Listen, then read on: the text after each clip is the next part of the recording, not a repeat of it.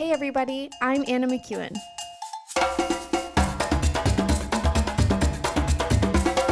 And now for Bob Switzer with the epic narrative.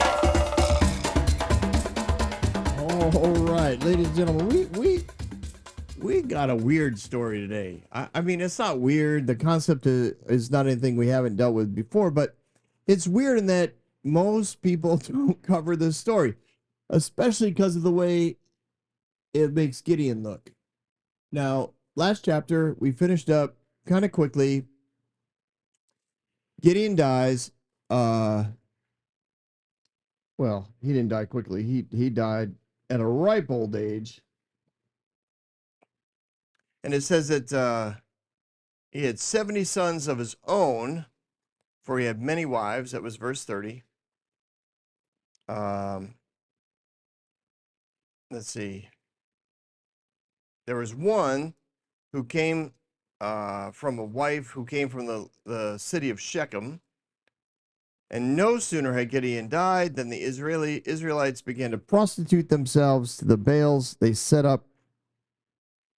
They also failed to show any loyalty to the family of Gideon in spite of all the good things he had done. So now, chapter 9, we get this. Abimelech, son of Gideon. Sorry, they gave his other one, Jerubbaal.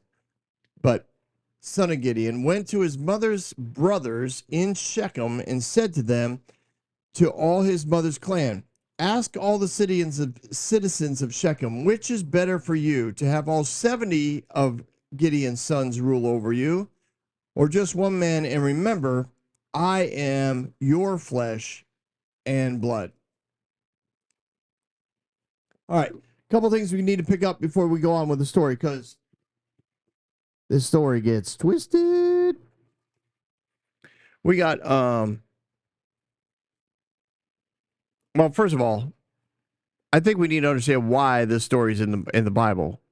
Because remember, the Bible's written so that you tell stories so that you don't forget certain things. And so I think that there's, this story is here because I believe it exposes the nature of Gideon's leadership, the hierarchical leadership that Gideon kind of insisted on. He was the de facto king. Remember when he declined, I'm not going to be king. No, God will be your king. I'm only going to, I led you to battle.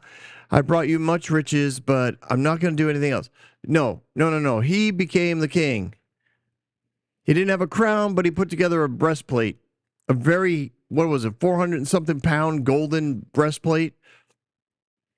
He had incredible wealth. People continued to bring him wealth. They submitted to him. He had 70 sons, which for most people in that time period, sons were considered evidence that the gods approved of you. Women were nice and you needed them around, but you could sell them off. You could, put them into the prostitution world of some local church / temple / whatever. There was you could use them. They were nice, but the sons meant you were in essence approved by God. And you have 70 sons coming out of Gideon. Lots of wives, it says. So again, we talked about what that meant, why he had so many wives. He was the de facto king. It also meant that there was some sort of spiritual authority. So you had kind of God's approval, you had spiritual authority. Like, how can you question somebody who has 70 sons?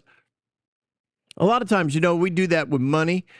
People will have somebody who's rich, you ask them financial advice and they give it to you, and you're just like, wow, that's got to be it. Like, that's what I'm going to do. And a lot of times they're not necessarily giving you good advice. They're giving you advice from somebody who has money. I mean, I talked to this one guy recently at the time of this recording. Excuse me. I'm still living in an RV making minimum wage at an hourly job. Now, granted, currently get to live on a tropical island, which I never could have afforded to do, but that's another whole story. But, I talk to people and they're like, oh, well, this is what you should do. You should do it. And I look at them and I think, you have no idea what minimum wage even means, do you? oh, well, you should take some of this, take this, invest it over here, put some investment there. In 3-4 years, you'll have. It's like, no, you just, God bless your heart. You don't get it. Sometimes rich people do not understand what it's like to not have money. So they give advice and you think, yes, I'm going to invest heavily in this. Well, for them, they invest what they can lose. So they lose the money and it's not a big deal. They just go back and continue to make money. But for you lose it and you're lost. Like it's over. Anyways, I'm not saying don't take advantage of opportunities to talk with rich people. A lot of times they have wonderful perspectives that will help you, because I believe we do need to come from a place of a perspective of wealth because of who our Heavenly Father is. Wealthy people don't ever worry about failure, right? They just don't. They go bankrupt and recover multiple times in a lifetime.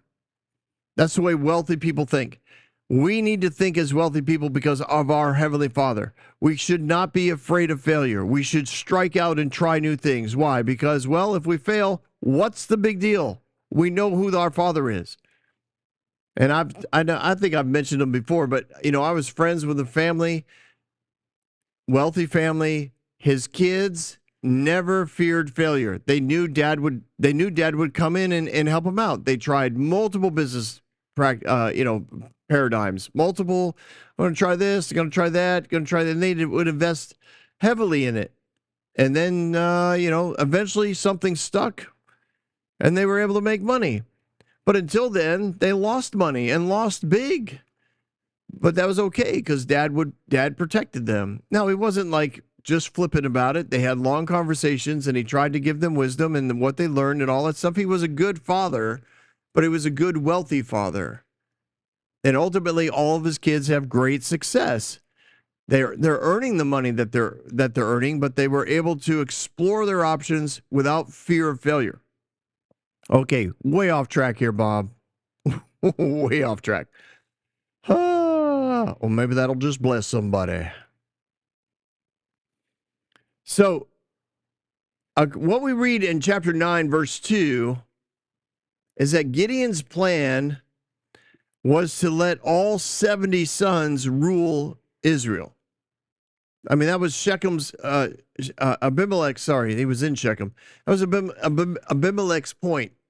He goes to Shechem and he goes, hey, all my brothers, you want 70 sons of Gideon to rule you or just one? And don't forget, I'm related to you.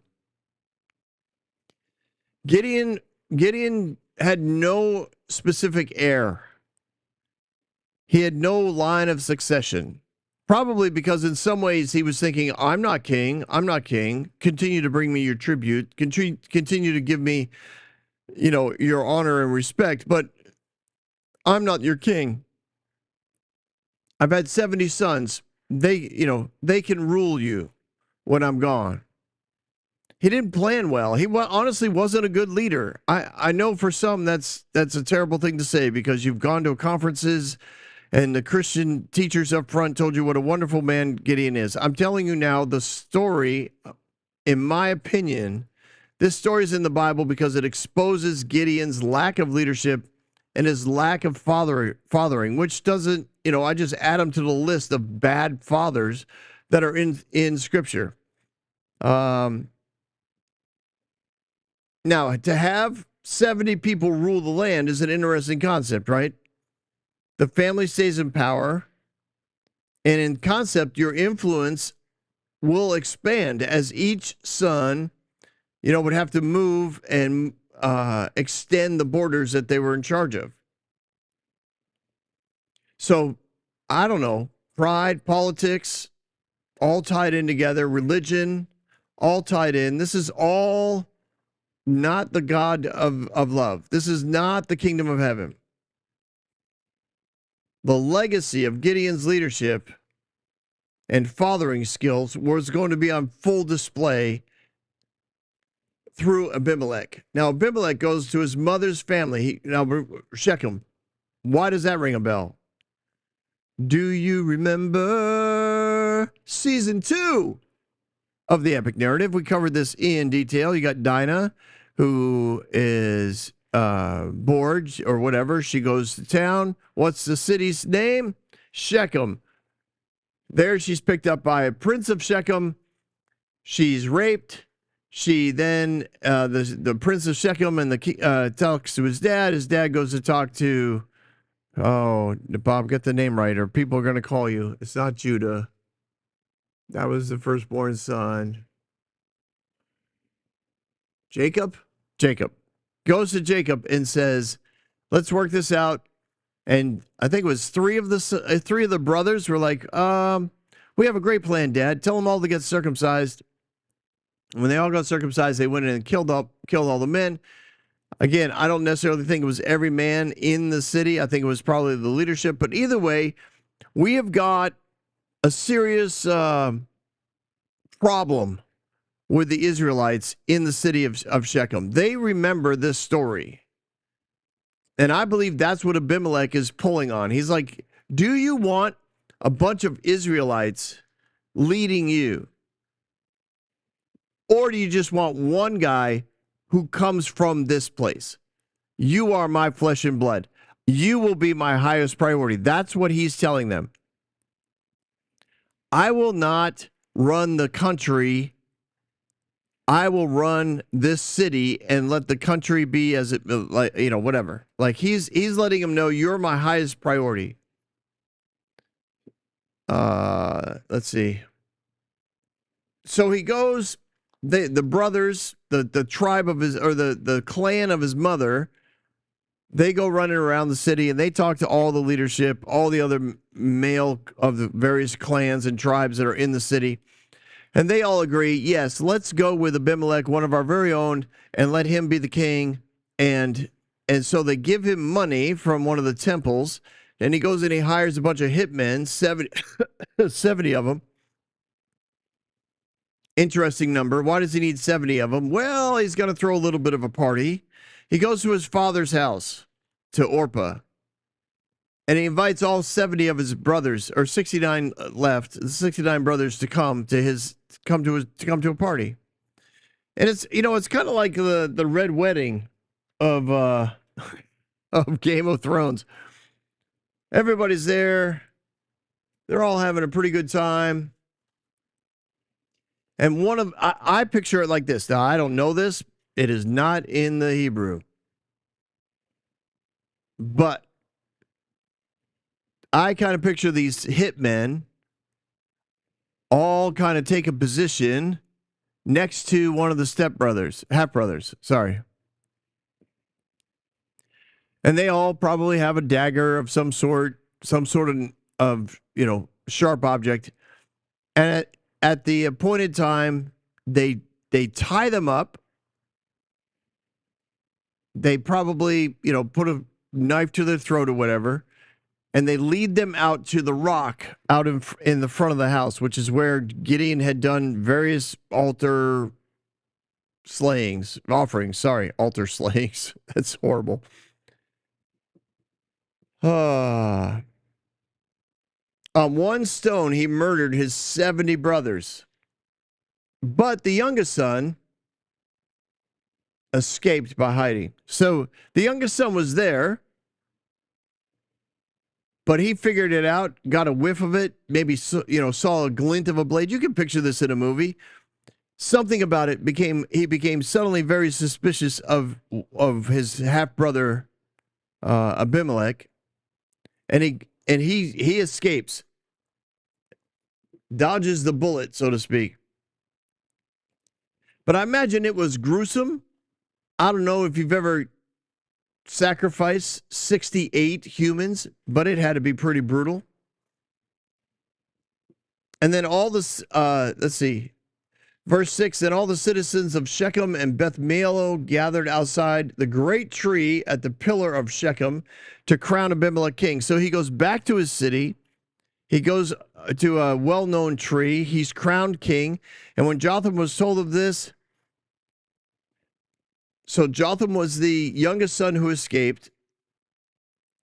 He climbs up to the top of a mountain, basically that overlooks where this tree is. So this tree is in probably a protected valley. The city's all there. Another village from nearby is there. Everybody's crowning now the king. I don't know if he's bloodied. I don't know if he changed his clothes. I don't know if I don't think it's the same day. Could have been the same day. But he climbs up there and he yells down to them, "Listen to me, citizens of Shechem, so that God may listen to you." And he basically goes through a kind of a parable of various trees that were offered to become king of the trees, but none of them wanted to give up what they do really well. Like the olive tree didn't want to give up his olives. The fig tree didn't want to give up his figs.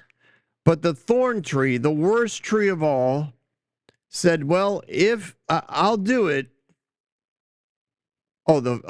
Sorry, I'm seeing it now. The vine didn't want to give up her grapes.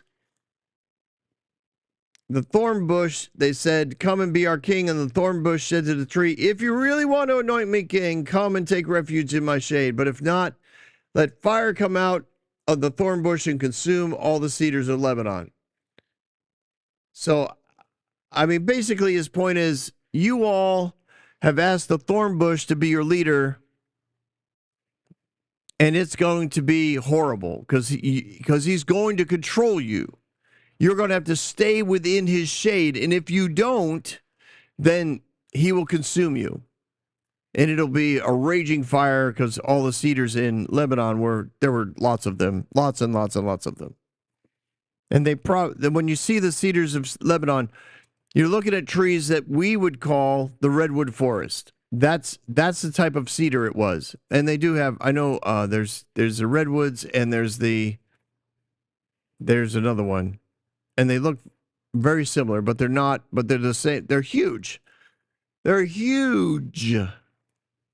Anyways, so that's what he compares them all to. And he says, basically, but today you have revolted against my father's family. You have murdered his 70 sons on a single stone. You have made Abimelech the son of his female slave. Little shot of his at his one of his. I don't know. Are you related to a mom? I guess you are. He's related through his father. I don't know what you call him though. You revolted. You murdered the female slave, king over the citizens of Shechem, because he is related to you. So you have acted honorably and in good faith toward Gideon and his family today. Have you? Question mark. If you have, then may you and Abimelech and everybody be happy. But if not, let fire come out from Abimelech and consume you and the citizens of Beth Milo. And let fire come out from you and the citizens of Shechem and Beth Milo and consume Abimelech. So basically, may you all die. Everybody's going to die. And then he fled. He ran to a place called Beer. And he lived there because he was afraid of his brother. Well, I would be afraid of my brother too if my brother just killed 68 of my brothers. I'd be like, yeah, I don't think he and I are ever going to sit down and have coffee together, but maybe beer, because that's where I went to live. Only kidding. It's not that kind of beer. Oh my gosh. So he pronounces a curse basically on the new king and Shechem and everybody, and then he goes into exile. And we really don't get a whole lot of anything. From the next, 3 years. It says Abimelech had governed Israel 3 years. I don't even know what that means. I mean, we know from the end of chapter 8, everybody was worshiping Baal anyway, so it wasn't like he was leading them astray. And maybe he was a good leader. Maybe his mom really wanted to be the leader, and that's why she pushed him, to go for this as far as, becoming king and killing all of his half-brothers. I have no idea. But for 3 years, evidently everything's like kind of chill. He doesn't rock the boat. He doesn't take on any war. He doesn't do anything. Then it says in verse 23, God stirred up animosity between Abimelech and the citizens of Shechem so that they acted treacherously against Abimelech. Now, I don't think God does this. I think God gets credit for it. 3 years later, they're like, what changed? And honestly, most leaders, often leaders that sit on top of a hierarchy, somebody leaves, or, whether they leave a bad review or they've been coming to church for 3 years and they walk away without saying anything, like they always act surprised. Like, where did this come from? What is going on? And if they're part of a church, they usually blame it on God. They'll be like, well, I don't know why the Lord would do this. So I think the writer of Judges is looking at this going, yeah, this is what happened. God stirred up the people. But God doesn't do that. God doesn't stir people up and cause these kind of negative environments. Sin does that. The enemy causes negative environments. So, verse 24, like I said, God gets credit. God did this in order that the crime against Gideon's 70 sons, the shedding of their blood, might be avenged on their brother Abimelech and the citizens of Shechem who helped him commit murder of his brothers. In opposition to him, the citizens of Shechem set men on the hilltop to ambush and rob everyone who passed by, and this was reported to Abimelech. I don't know where Abimelech's living at this point, but several times in this story, you'll see that he clearly isn't living in Shechem. But basically, the citizens of Shechem maybe they hired the same 70 hoodlums, but they hired guys to rob and steal all the merchants that were coming into the city. And this got reported. Now, Gaal, son of Ebed, moved his clan into Shechem, and the citizens put their confidence in him. So basically, a new guy shows up. A rich new guy shows up with his clan. Maybe, I don't know, a couple dozen sons and their families. So it's like, all right, this guy's got wealth. He's got a good-looking family, maybe some new ideas. Whatever it was, Shechem was ripe for a new leader. So they bring him in. They put their confidence in him. He becomes like their governor. And when they'd gone out into the fields and gathered grapes and trodden them, they held a festival in the temple of their God. And while they were eating and drinking, they cursed Abimelech. Verse 27 is probably about a year of life. They make this guy Ebed, I don't know how you'd say it, kind of like Ebed, something like that. They make him kind of their ruler, their governor of the city, and a year goes by. A big harvest party, everybody's there, they're eating and drinking, and they start mocking Abimelech, which honestly is not unusual that the people under the hierarchy make fun of the one on top because they're not perfect. And they often want to be portrayed as perfect, and they often talk as though they're perfect, and they like to recount all the wonderful things that they've all done throughout the years, and they don't want you to remember any of the bad stuff. And so when you kind of get to let yourself go, you have a few drinks, you start to think, hey, you know what? That guy is not, remember when he did this, remember this decision, remember this big trade deal that he put together. Well, it turned out horrible, and whatever. So then Gaal, son of Ebed, said, who is Abimelech? And why should we Shechemites be subject to him? Isn't he Gideon's son? And isn't Zebul his deputy? Served the family of Hamor, Shechem's father? Why should we serve Abimelech? So, if only the people were under my command, then I would get rid of them. I would say to Abimelech, call out your whole army.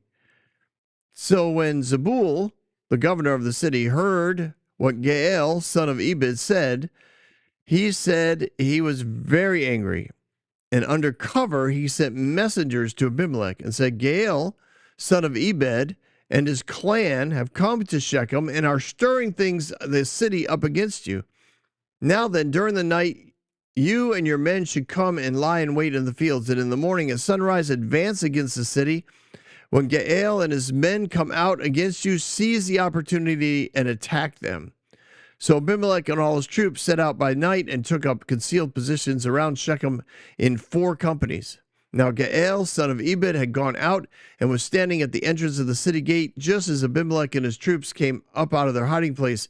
And when Gaal saw him, he said to Zebul, "Look, people are coming down from the tops of the mountain." Zebul said, "You mistake the shadows of the mountain for men." But Gaal spoke up again, "Look, no, people are coming down from the central hill, and the company is coming from the direction of the diviner's tree," which is probably the tree that Abimelech was crowned under. And Zebul said to him, "Where is your big talk now? You who said, 'Who is Abimelech that we should be subject to him?' Aren't these the men you ridiculed? Go out and fight them." So Gaal led the citizens of Shechem and fought Abimelech, and Abimelech chased them all the way to the entrance of the city gate, and many were killed as they fled. So Abimelech stayed in that area, and Zebul and Gaal and his clan, he drove them all out of Shechem. So anyway, all right. So I don't know.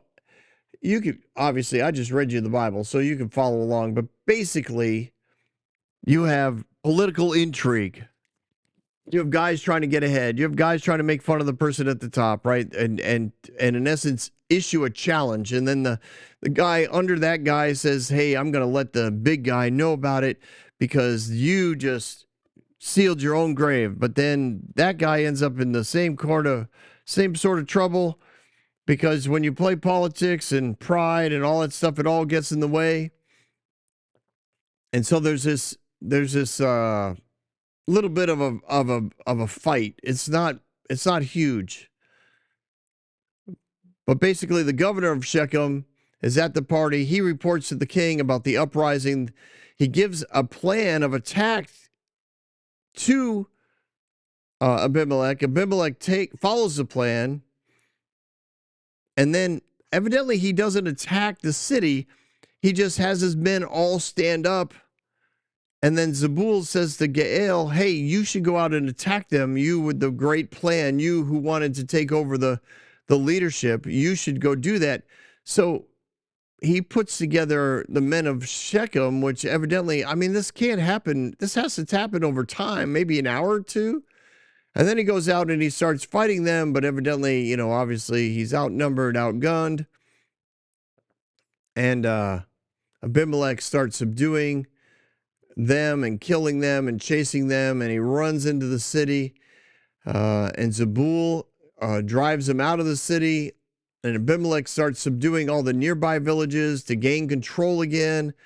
And the people of Shechem went back to work in the fields, but Abimelech attacks them the next day because he's upset with them for following this guy Gaal, and he beats them into submission and kills a bunch of them.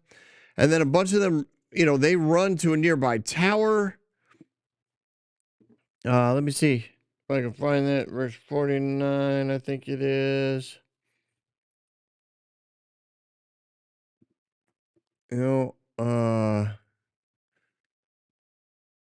On hearing this, the citizens in the tower of Shechem went into the stronghold of the temple. When Abimelech heard that they were all assembled there, he and his men took up an axe, and they cut off a bunch of branches, and he lifted onto his shoulders, and he ordered the men, "Quick, do what I've done." And they all do, and they cut down more branches, and they pile them up against the stronghold, and they set it on fire.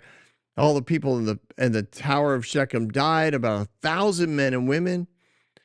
Next, Abimelech goes to another city. He sieges it. He captures it. Inside the city, however, there was another strong tower to which the men and women had all gathered, and they locked themselves in it and climbed up on the tower roof. I mean, they were packed in there. And Abimelech goes to the tower and he attacks it. But as he approaches the entrance of the tower to set it on fire, this is crazy.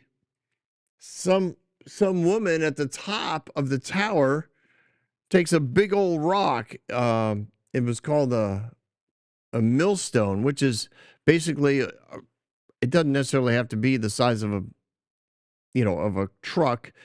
Millstones usually had a hole in it where you would put a stick or a rod, depending how big it was. And sometimes you would use animals to push it. Sometimes you could use people, the smaller ones people could use. I'm guessing that's what this was, but they were, you never wanted to lose one. You didn't want to break one because they were circular and they were of value. But anyways, evidently she brought one, or maybe there was one in the tower for people to use. The bottom line is she drops it or pushes it off the top of this tower and it lands on Abimelech's head and it cracks his skull. So in his pride and arrogance, he burns a bunch of people in a temple. He burns a bunch of people in a tower. He goes to another city, subdues it, but there's still a bunch of people in the tower. He's like, all right, well, we're going to burn these guys too. And he puts himself in a position where he was easily hit with a big old rock. And because of who he is, he does not want anyone to think that a woman kills him. So he calls his armor bearer over. He's probably bleeding profusely. And he's like, draw your sword and kill me so that they cannot say that a woman killed me. So his servant ran him through and he died. And when the Israelites saw that Abimelech was dead, they all went home. And then, of course, God gets credit for all this. Thus, God repaid the wickedness that Abimelech had done to his father by murdering his 70 sons. God also made the people of Shechem pay for their wickedness, by being burned by Abimelech. And the curse of Jotham, the son of Jebel, came to them. Basically, they were burned alive, which is what the curse was. When he saw that his brothers had been murdered, he blew out that curse through that weird kind of parable thing that he said about the trees, that you'll all be burned alive. But what I see in this whole story is just that whole concept again of pride, arrogance, religion, position, power, politics, all the things that drive and bring somebody to the top of a pyramid, and they have to be maintained in order to continue to be at the top of the pyramid. And basically there was a lack of maintenance done by Abimelech, which allowed for a large city to decide, well, we're going to take him out now. We'll put in a new leader. And Abimelech had to regain control. And that's what, again, people at the top of the pyramid want control. They need loyalty. They need servants. They don't need free thinking. They don't need conversation. They need confirmation, not conversation. They need everybody to be like, yes, your ideas are wonderful. Yes, we agree with you. Yes, all in favor say aye. Aye. Opposed, nay. Motion carried. Like there's not even time to oppose. You'd have to say nay so quickly. That was always cracked me up when I was parts of churches that had those kind of meetings. All in favor say aye, and there was a pause, and then it was all opposed, nay, motion carried. Boom, boom, boom, boom. All right, let's move on to the next item on the agenda. Like people on top of the pyramid, they do not want to be questioned. And I believe Abimelech was the same way. When he saw that he had lost control, he went hardcore, killing, burning his own people because of a perception on his part that they did not love him, were not loyal to him the way that he wanted them to be loyal to him. And in the end, one of them literally just drops a whole freaking stone and crushes his skull. But somehow, even in the moments of death, Abimelech's pride goes, I can't be killed by a woman. And he calls his armor bearer, take the sword, run me through. I don't want anyone to know that a woman dropped a stone on my head. I don't know how he knew it was a woman. Maybe he looked up. I don't, one of those, oh no, look out. He looks up and he sees a woman and then the rock smashes him in the face. I guess that would work in a movie. That's a good scene. I like that. Anyways, be really careful, everyone. You know I've said this to you before. You have to be careful of pride. You have to be careful of of politics, of hierarchies. It's not healthy. All right, I'll end it there. There's no need to extend my lessons for today. That was a crazy story, though. I think. Don't you agree? I think so. It's like what is it? This is the only reason why I can think it's in there is because of it's a warning. It's an example. And the Bible doesn't hold stuff back. It wants you to know the kingdom of God does not behave like Abimelech. It behaves like Jesus, the perfect word of God. All right, everyone, have a great week. We'll talk again next week on The Epic Narrative. Don't go anywhere. We've got Bob Thoughts. And welcome to some thoughts at the end of this episode. Hey, if I have to say this up front, because I forget. I do. Bob's like, what? I forget. I forget to say this.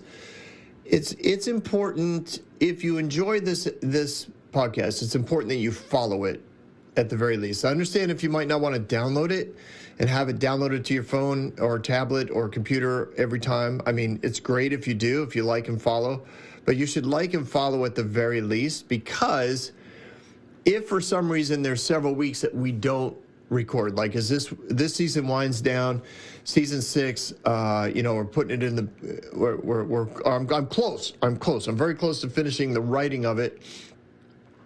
But season 6 will be 1 Samuel. Then we'll probably take a couple weeks break, and then we'll have, season 7, which will be 2 Samuel, because as much as it's about the life of David, it's very different than the season 1, which is the life of David. So it's different.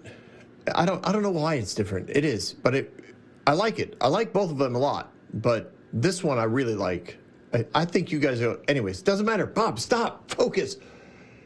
It's just important that you like and follow, because then you get notified when a new episode pops up, and it will be if you have notifications on. But even so, at least then if you're downloading it, it will be there waiting for you, and then you can listen to it whenever you want. Because there may be there's a chance that there may be some a 2-3 week period where we're not putting out a new episode. I mean, we usually do it around Christmas time anyway, but even between seasons, last time, we uploaded a bunch of old messages, sermons that I did from the last church I was at, because they were taking them off of their library, which is fine. It makes sense. You can't have everybody on there for all of eternity. I get that. So we put it basically in our library.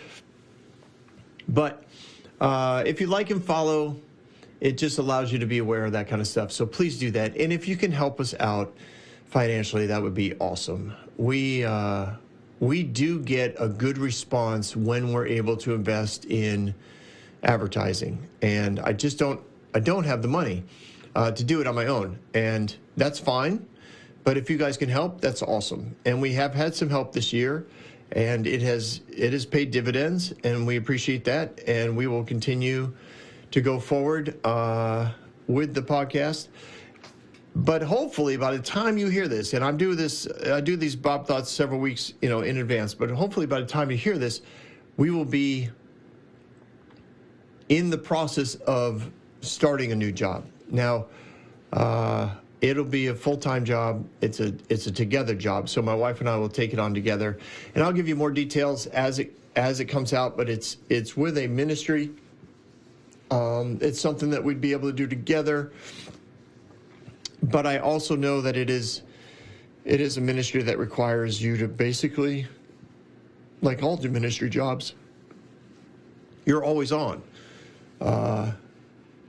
I never looked at my job in church ministry or in conference center ministry like some days I was on, some days I was off. You just always were on, and some days were less on than others, but you always had to be ready, and that'll be similar to this, and that's fine. We're used to it. But hopefully in a few weeks, I'll be able to tell you where it is and what we'll be doing.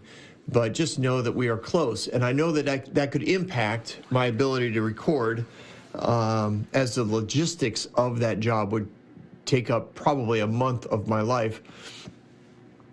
And then once it starts, I still, we'll have to find the rhythm and in essence, the space within that rhythm, the bandwidth to do the recording.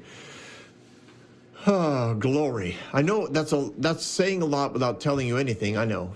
Please don't be frustrated.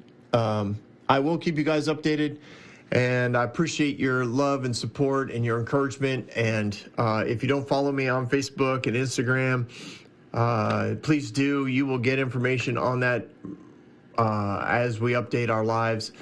Follow us on the Facebook page, the Epic Narrative Facebook page. You can follow the Bob Thoughts Facebook page. Those thoughts, just so you know, those thoughts are usually just me. They're not like rehashes of my thoughts at the end of an episode, which I know I didn't even talk about today's episode, and I've already been talking for 5 minutes. Anyway, so these are my thoughts today. Hope you enjoyed today's episode, and let's talk again soon.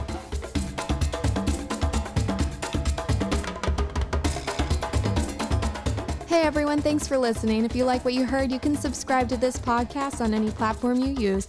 You can also reach out to Bob for questions or booking at thebobswitzer.com or email him at thebobswitzer@gmail.com.